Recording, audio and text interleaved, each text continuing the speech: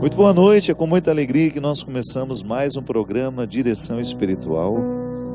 É sempre um prazer, uma oportunidade muito feliz poder estabelecer essa comunhão com você, partilhar a nossa vida.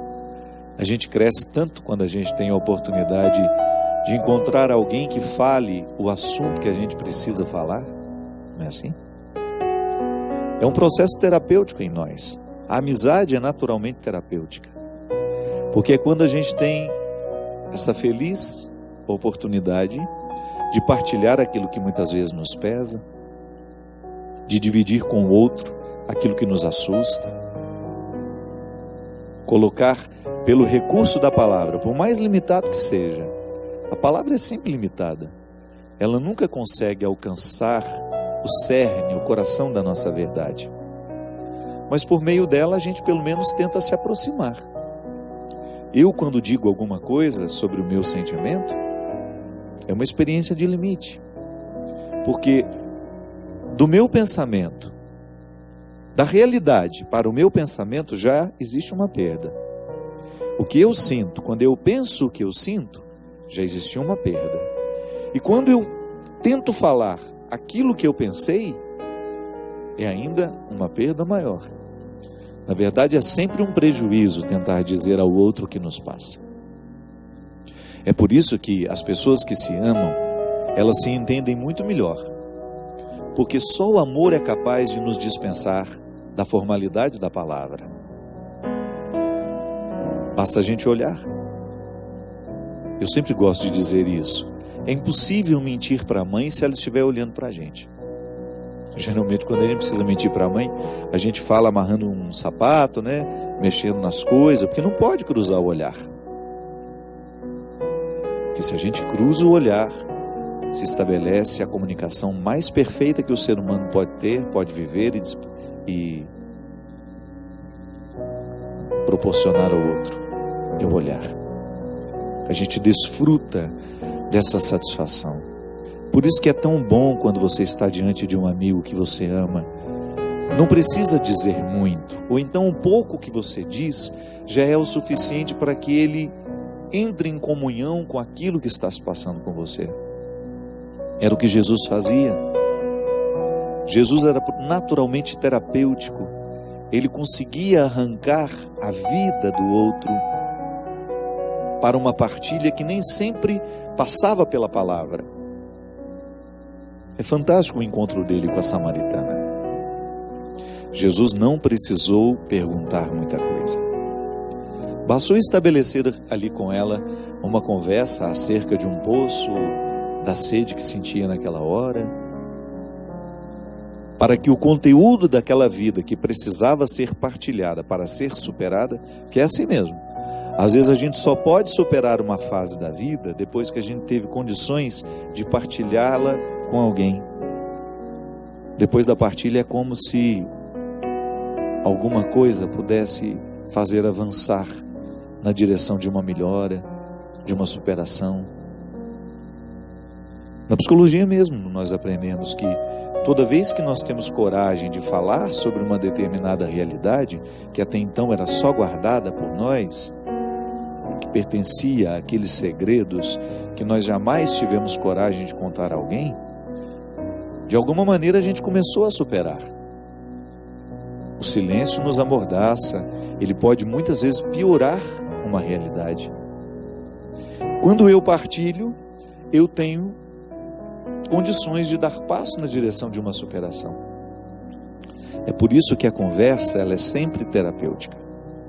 E esse programa, ele é naturalmente terapêutico porque ele é uma conversa. Ainda que você não esteja aí respondendo, é como se eu pudesse lhe ouvir. É como se eu pudesse saber o que você complementaria nessa frase. Ou então se eu estivesse apenas lhe vendo, concordando, baixando, né? Esse movimento de cabeça, que também é comunicação. Tantas coisas que nós falamos aqui no programa Direção Espiritual são realidades que você está vivendo. São situações que fazem parte do seu dia a dia. Porque a dor é a mesma, minha gente. É a mesmíssima. Dói no rico, dói no pobre, dói no preso, dói no livre, dói no amado, dói no odiado.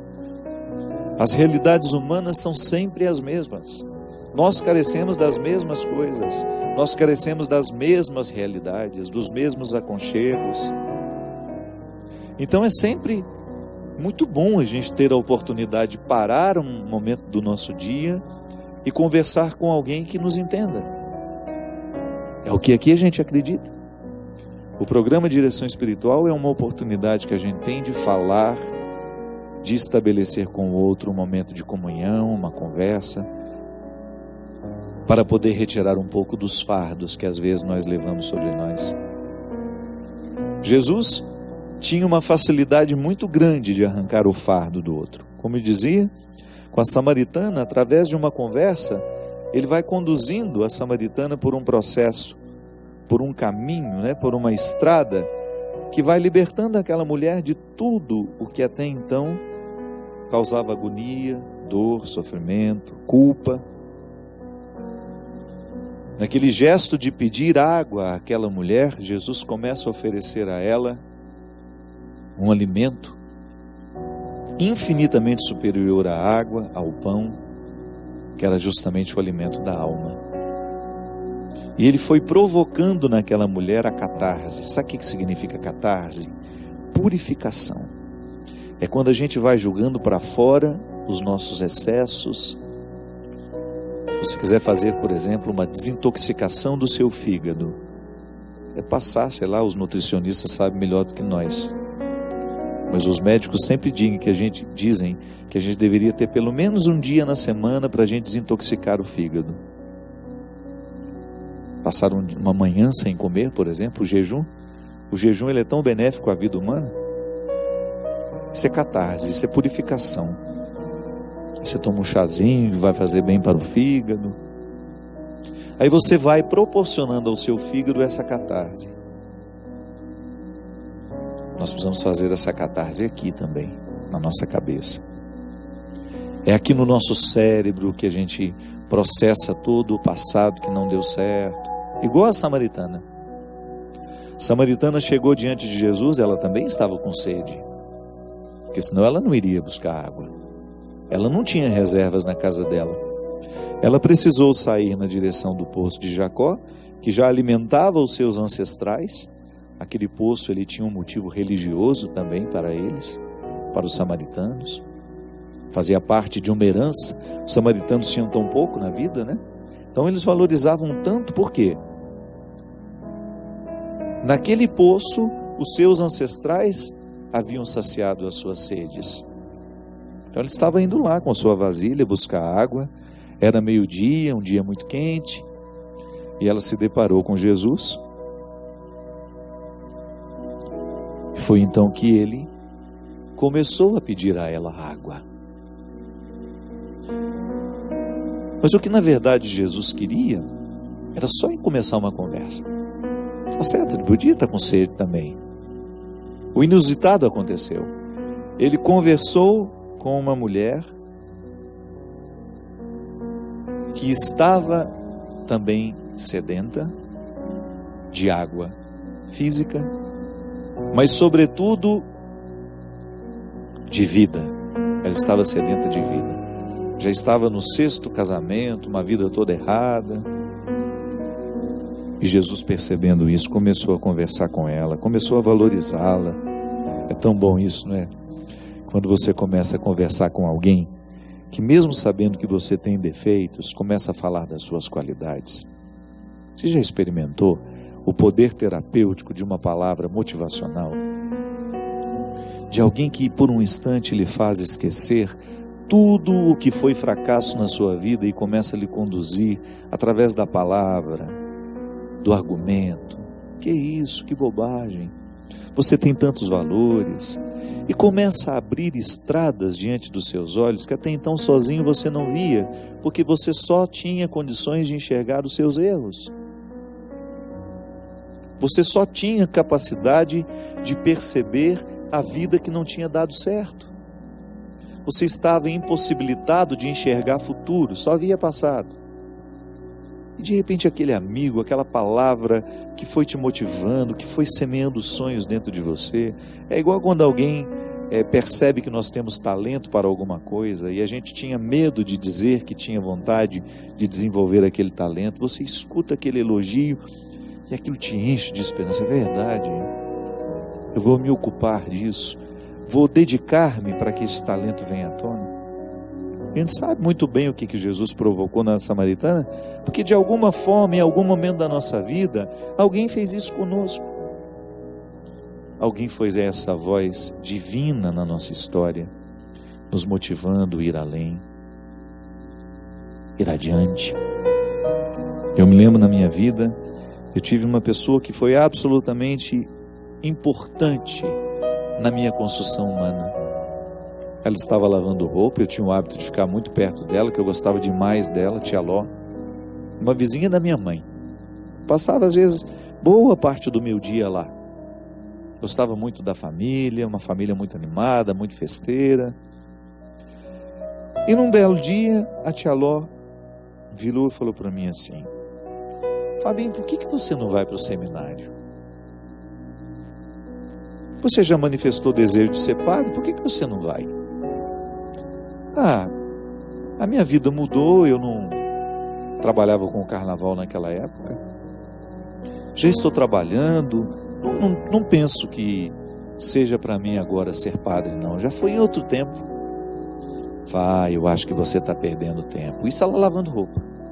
Se você vai para o seminário, veja bem, você gosta de ler, você gosta de escrever, você já apresenta alguns dons que são tão importantes na vida de um sacerdote. Você já imaginou que bom sacerdote você poderia ser se colocasse para Deus toda essa arte que você tem dentro de você?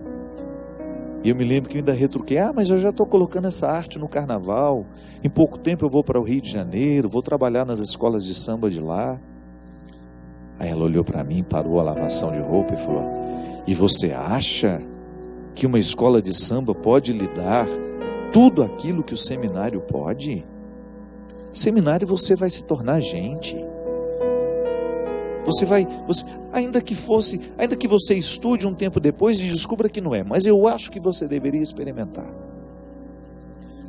Eu saí daquele lugar, com aquilo na minha cabeça, aquela palavra foi caindo dentro do meu coração. Eu fui começando a imaginar que aquele conselho dela poderia sim ter uma conexão com a minha verdade pessoal. Eu estava no caminho errado? Sim. Eu estava me gastando, eu gosto de usar esse termo, onde é que a gente se gasta? Eu estava gastando o meu tempo, a minha energia, num lugar onde eu poderia ser substituído perfeitamente por uma outra pessoa, que faria exatamente a mesma coisa que eu fazia. Mas será que existia para mim um lugar onde eu iria exercer o meu protagonismo de uma maneira tão intensa, que eu sei que todo mundo é substituível, mas eu tenho consciência que o papel que eu exerço hoje, como padre, fazendo o que eu faço, eu só posso ser eu, porque eu depositei uma confiança, naquele dia, muitos anos atrás, numa mulher que abriu os meus olhos para o ser humano que eu poderia ser, e que eu poderia ter morrido sem saber que poderia ser. Jesus estava fazendo isso com a samaritana, o mesmo que a tia Ló fez comigo na minha vida. Abriu o meu coração para que eu pudesse perceber que eu ainda não havia provado a água que realmente me transformaria, que mataria a minha sede, essa água que eu continuo bebendo hoje, minha gente. Essa água que eu continuo bebendo hoje.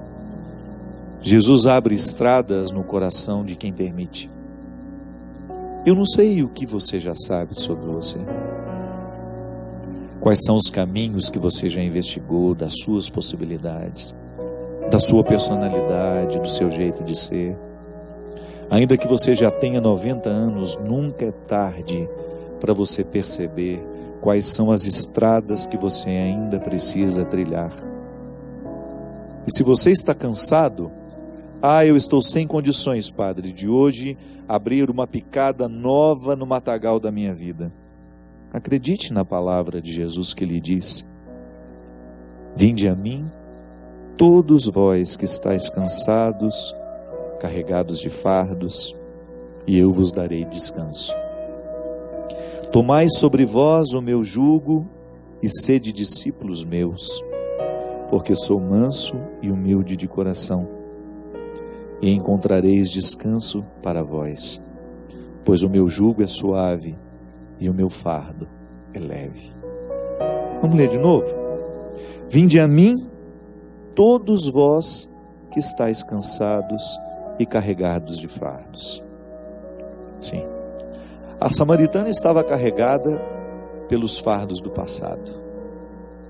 Tinha até medo de contar que já tinha tido tantos maridos, que já tinha errado tanto com a sua vida sentimental. Eu também. Lá no meu passado, eu também tinha medo dos fardos que eu levava. Tinha uma história difícil. Sim, uma história familiar pesada. Tia Ló conhecia de perto.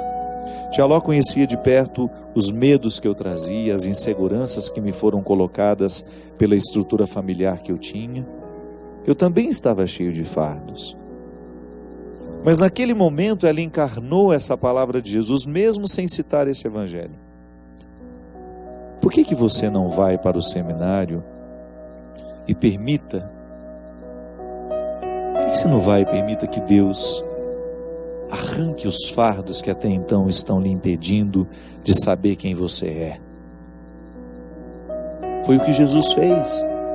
O que Jesus fez com a samaritana foi retirar dela os fardos que a impediam de saber quem ela era e o que ela podia. Ela estava na dinâmica dessa música.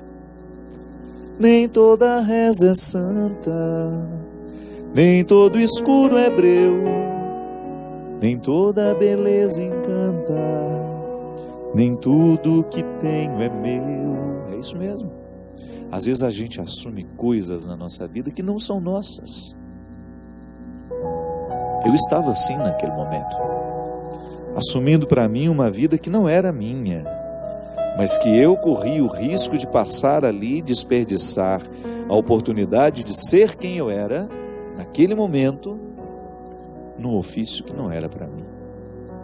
Um fardo. Que quando eu me aproximei de Jesus, eu descobri o significado disso. Porque quando nós estamos verdadeiramente diante de Jesus, Ele realiza em nós um despojamento. Primeiro Ele faz a gente jogar tudo no chão, igual Ele fez com o jovem rico. Tem que estar de mãos vazias para estar diante de Jesus. Esqueça tudo que você tem. Esqueça. Isso não servirá de nada no primeiro encontro. Só se encontra verdadeiramente com Jesus aquele que está despojado de tudo o que pensa ter alcançado até o dia de hoje. Vinde a mim todos vós que estáis cansados, carregados de fardos, e eu vos darei descanso. Tomai sobre vós o meu jugo e sede discípulos meus. Isto é, assuma aquilo que é meu e você vai perceber que muito disso é seu também. Jesus é o libertador, Jesus é a verdade, Jesus é a vida. Esse é o jugo.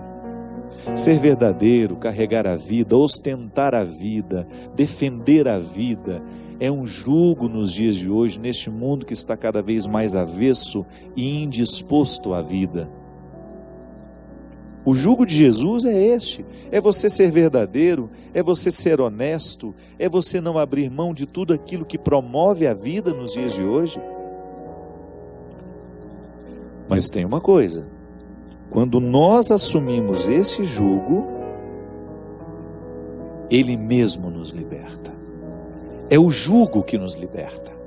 Quando eu sou capaz de fazer uma parceria com a vida, uma parceria com a verdade, uma parceria com a justiça, todo esse jugo que é do Cristo começa a me aliviar, porque Ele vai me despindo de tudo aquilo que até então me impedia de ter condições de viver o jugo que é do Cristo.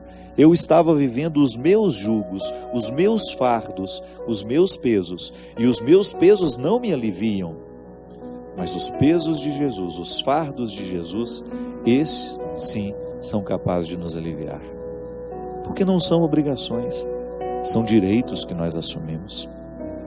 Ao fazer a experiência do Cristo, eu o recebo na minha alma, ele passa a ser o hóspede da minha alma, e ele começa a me ajudar a trabalhar comigo para fazer esse artesanato diário do meu caráter, da minha personalidade, percebendo o que em mim ainda não é semelhante a ele, fazendo comigo aquilo que talvez nenhum ser humano foi capaz de fazer, ou então fazendo comigo aquilo que exatamente a tia Ló fez naquele dia, naquela tarde, enquanto ela lavava roupa, e ela me convenceu a deixar a vida que eu estava vivendo para ir buscar uma outra vida que abriria portas fantásticas para mim, minha gente, que até hoje ainda não pararam de ser abertas.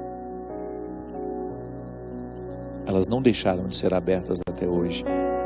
Como padre, diariamente eu vejo portas escancaradas para mim, para a minha realização humana, para a pregação deste evangelho, para poder falar dos valores que me construíram, que me constroem diariamente, que transformaram a vida da samaritana, que transformam diariamente a minha vida e que podem transformar também a sua. Tomai sobre vós o meu jugo e sede discípulos meus, porque sou manso e humilde de coração, e encontrareis descanso para vós, pois o meu jugo é suave e o meu fardo é leve.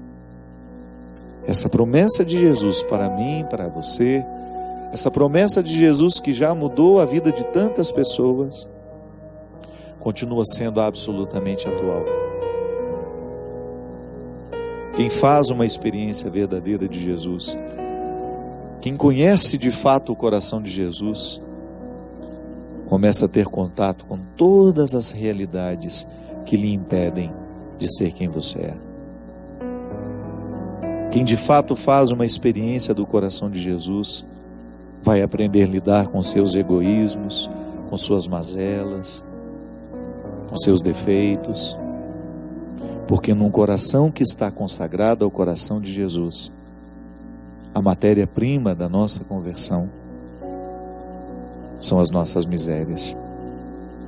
Essa é a matéria-prima que agrada ao coração de Jesus, porque é a partir dessa sede, dessa necessidade que essa matéria-prima representa em nós, que Jesus nos oferece a água, da mesma maneira como ele ofereceu à samaritana. É uma água espiritual, não é a água física que mata a nossa sede, mas é uma água que tem o poder de colocar a nossa vida numa nova dinâmica, numa dinâmica absolutamente transformadora. E feliz daquele que acredita que este evangelho, que já aconteceu na vida de tantas pessoas, possa acontecer na sua vida também. Nós vamos para um rápido intervalo e a gente volta já já com o programa Direção Espiritual.